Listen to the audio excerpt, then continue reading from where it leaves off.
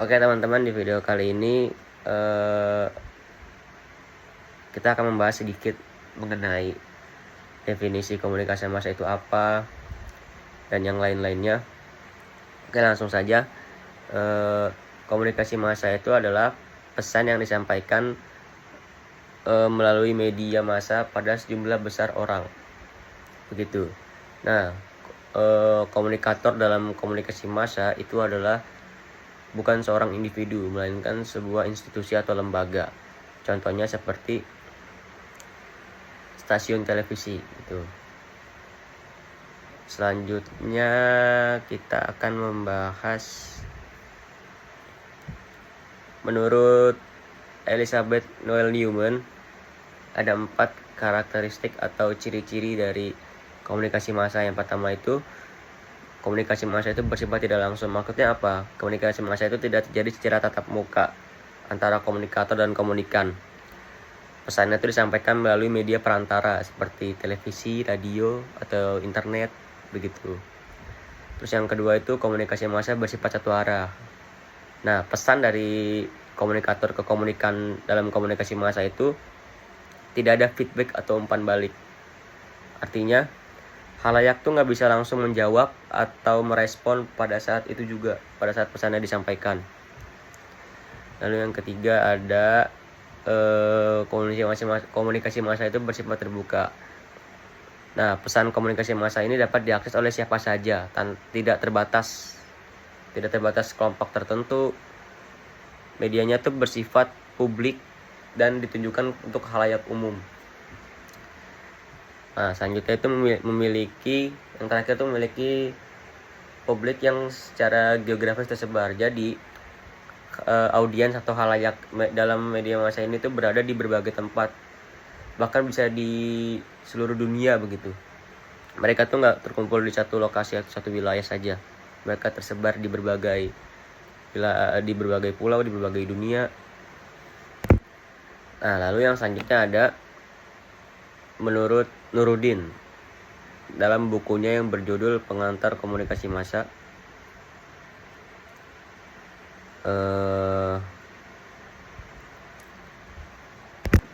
nah, kalau menurut Nuruddin, ciri-ciri komunikasi massa itu ada 7, teman-teman. Nah, yang pertama itu ada komunikator melembaga. Maksudnya apa? Komunikator dalam komunikasi massa itu bukan individu biasa, melainkan lembaga resmi atau institusi seperti stasiun TV, radio, surat kabar, atau portal berita. Nah, lalu yang kedua ada komunikasi massa itu bersifat heterogen. Maksudnya tuh audiens dari komunikasi massa ini berasal dari berbagai latar belakang yang berbeda, usia pendidikannya juga berbeda. Nah, lalu pesannya bersifat umum. Yang ketiga tuh pesannya bersifat umum. Maksudnya apa? Isi pesannya itu tidak ditujukan untuk suatu pribadi atau secara personal gitu ya, tapi untuk kepentingan publik gitu. Jadi isi pesannya itu untuk kepentingan publik atau kepentingan orang banyak, bukan untuk seseorang secara pribadi. Lalu yang keempat ada komunikasinya berlangsung satu arah, ya seperti yang tadi saya jelaskan tuh.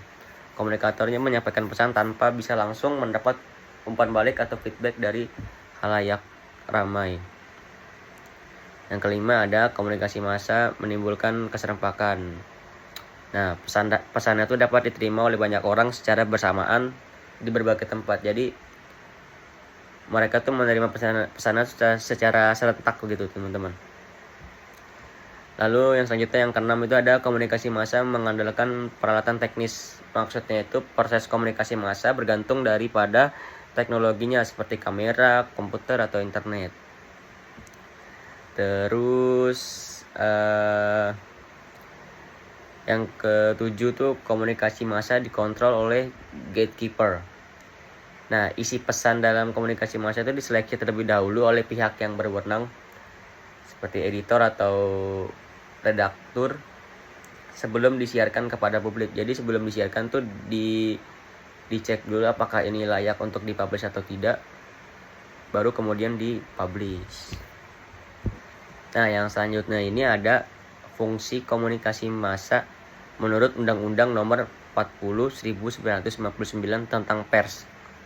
Nah, yang pertama itu harus menyampaikan informasi atau to inform. Contohnya mungkin seperti acara berita di TV itu kan mereka menyampaikan informasi yang ada, yang terjadi saat ini gitu.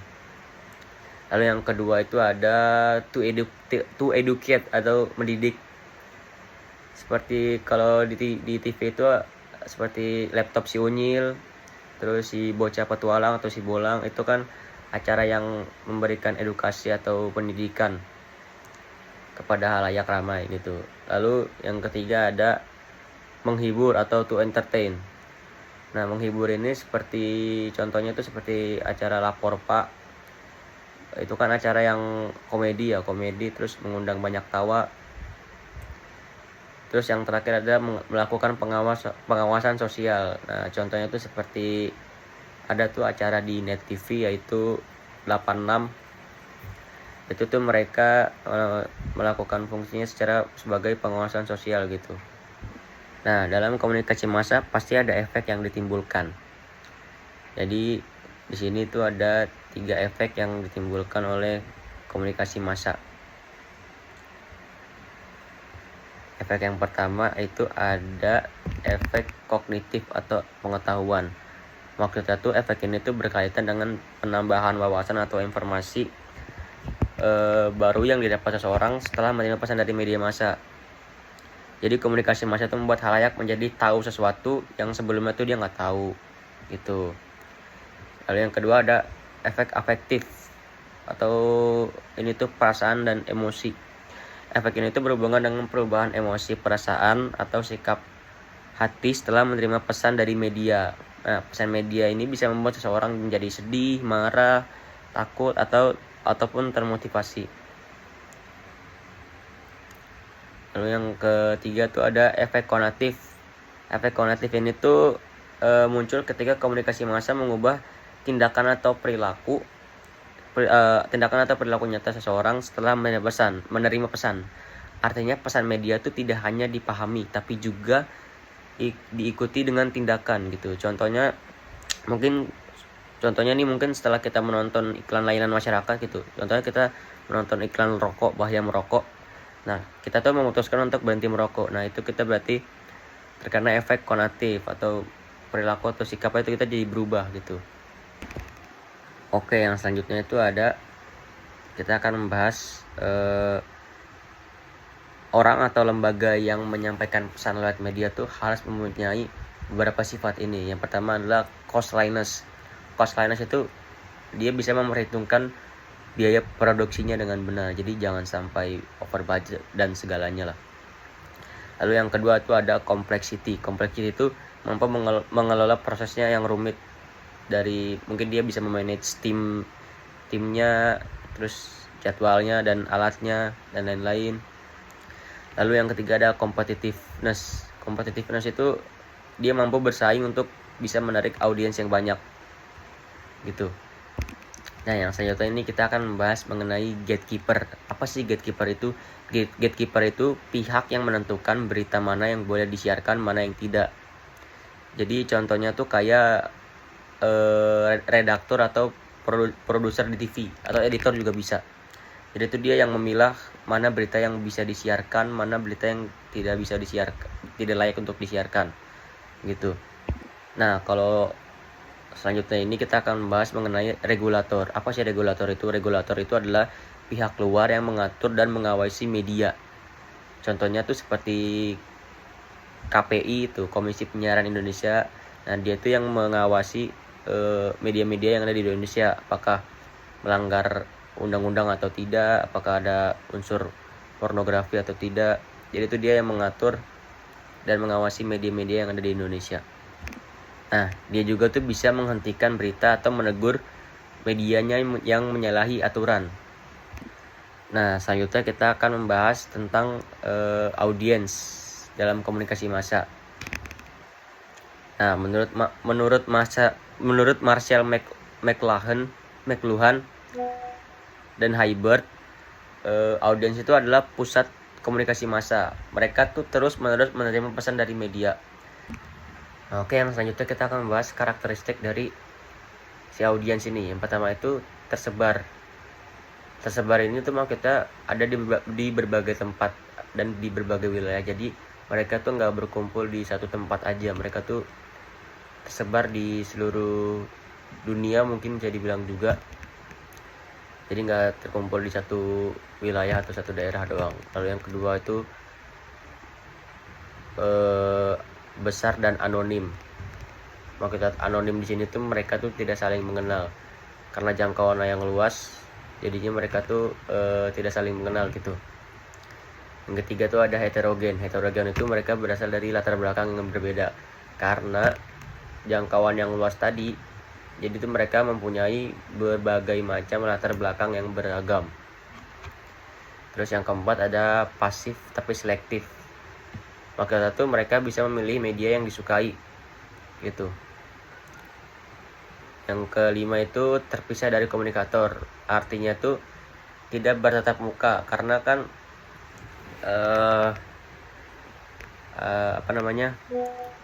karena jangkauan yang luas tadi dan lokasinya juga yang tersebar di berbagai penjuru dunia, jadinya tidak bisa bertatap muka gitu, dan feedbacknya juga tidak langsung.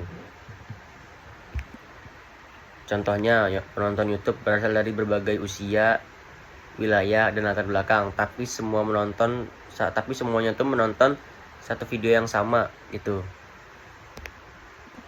Nah, selanjutnya kita akan membahas mengenai etika dalam komunikasi massa.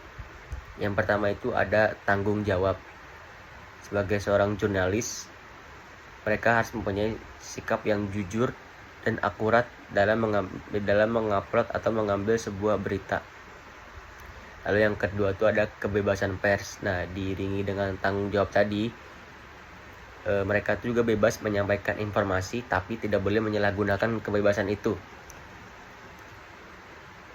Berita yang disampaikan juga harus benar-benar real yang terjadi di lapangan gitu. Nah, yang ketiga itu ada masalah etis dalam jurnalistik. Maksudnya tuh jurnalis tuh harus bersifat netral, tidak menerima suap atau hadiah, serta menjunjung tinggi kode etik profesi. Jadi jurnalis itu tidak boleh menerima suap, tidak boleh menerima hadiah, dan tidak boleh berpihak pada pihak manapun. Nah, contohnya tuh wartawan tuh ya tadi tidak boleh menerima amplop dari narasumber untuk mengubah isi berita, harus tetap menyampaikan berita sesuai apa fakta yang terjadi di lapangan.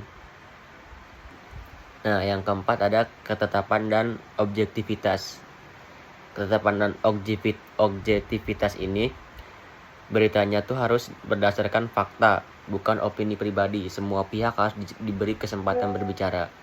Contohnya tuh dalam misalnya berita konflik tanah gitu, medianya tuh harus menampilkan pernyataan dari warga dan pihak pemerintah. Nah, yang kelima itu ada tindakan adil untuk semua. Maksudnya adalah media tuh harus adil dan tidak memihak kepentingan tertentu, serta bertanggung jawab jika terjadi kesalahan. Contoh, jika media salah memberitakan seseorang tersangka gitu, nah si medianya ini harus segera membuat koreksi resmi atau klarifikasi. Nah, yang selanjutnya itu ada hambatan dalam komunikasi massa. Yang pertama tuh ada hambatan psikologis. Maksudnya tuh kalau hambatan psikologis ini tuh biasanya tuh perbedaan minat, prasangka, dan motivasi bisa membuat pesan tuh bisa disalahartikan. Contohnya, penonton yang gak suka sama berita politik mungkin gak bakal paham berita debat calon presiden secara objektif gitu contohnya. Lalu yang kedua tuh ada hambatan sosiokultural. Nah, sosiokultural itu berarti perbedaan budaya, norma, dan bahasa tuh bisa membuat pesan tidak diterima dengan baik. Contoh, misalnya iklan dengan bahasa daerah tertentu mungkin tidak dimengerti oleh masyarakat dari luar daerah. Lalu yang ketiga tuh ada hambatan mekanis. Hambatan mekanis ini tuh gangguan teknis sih. Biasanya seperti itu contohnya itu seperti sinyal buruk, suaranya rusak, atau cetakannya itu kabur. Kayak misalnya tuh siaran televisi itu terganggu karena cuaca, terus bisa menyebabkan pesanan itu tidak tersampaikan dengan baik gitu. Nah, selanjutnya kita akan bahas tentang kelebihan dan kekurangan komunikasi massa. Untuk kelebihannya sendiri itu yang pertama menjangkau halayak yang luas, karena kan bisa dari berbagai wilayah dan berbagai benua gitu, bisa luas sekali jangkauannya. Terus yang kedua tuh dapat menyebarkan pesan dengan cepat. Nah, selanjutnya ini kita akan membahas model arus pesan dalam komunikasi massa. Yang pertama tuh ada model one step flow atau satu tahap. Maksudnya tuh pesannya tuh langsung dari media ke masyarakat tanpa perantara. Jadi contohnya tuh kayak iklan di televisi, langsung ditonton dan bisa mempengaruhi pembeli. Itu. Nah, yang kedua tuh ada two step flow atau dua tahap. Nah, two step flow ini tuh pesannya tuh disampaikan lewat pemimpin opini atau opinion leader sebelum ke masyarakat. Contohnya itu kayak influencer di media sosial yang menyebarkan pesan iklan sebelum diikuti oleh para penggemarnya. Gitu. Lalu yang selanjutnya itu ada kita akan menjelaskan mengenai opinion leader. Opinion leader itu apa sih? Nah, opinion leader itu adalah orang yang berpengaruh dan dipercaya dalam kelompok sosial yang sering menjadi sumber informasi. Contohnya tuh tadi influencer, terus dokter yang sering diwawancarai di TV tentang kesehatan masyarakat gitu. Nah, ciri-ciri dari opinion leader itu biasanya tuh berpendidikan tinggi. Terus yang kedua status sosialnya baik. Yang ketiga terbuka pada ide baru. Yang keempat itu empatik dan sering terpapar media. Nah, selanjutnya kita akan membahas cara audiens untuk mempengaruhi media menurut Kathleen Hall Jamieson dan Carlin Campbell. Menurut mereka tuh ada 4 cara. Yang pertama tuh menyampaikan keluhan individu ke media. Lalu yang kedua tuh boikot publik terhadap produk atau siaran yang bermasalah. Nah, yang ketiga ini tuh mendesak pemerintah atau lembaga itu untuk bertindak. Nah, lalu yang keempat itu ada melapor ke DPR atau DPRD jika terjadi pelanggaran etika media. Nah, lalu selanjutnya kita akan membahas tentang efek kehadiran media massa. Di sini ada 3 efeknya, ada 3 efek yang utama. Yang pertama tuh ada efek ekonomi. Efek ekonomi ini tuh mendorong pembelian produk, iklan dan industri kreatif. Lalu yang kedua ada efek sosial. Efek sosial itu membentuk gaya hidup, opini publik, bahkan perilaku sosial. Nah, yang ketiga tuh ada efek psikologis. Efek psikologis ini tuh memunculkan perasaan tertentu seperti empati, senang atau takut. Oke, mungkin itu yang bisa saya sampaikan. Kurang lebihnya mohon dimaafkan. Wabillahi taufiq wal hidayah. Wassalamualaikum warahmatullahi wabarakatuh.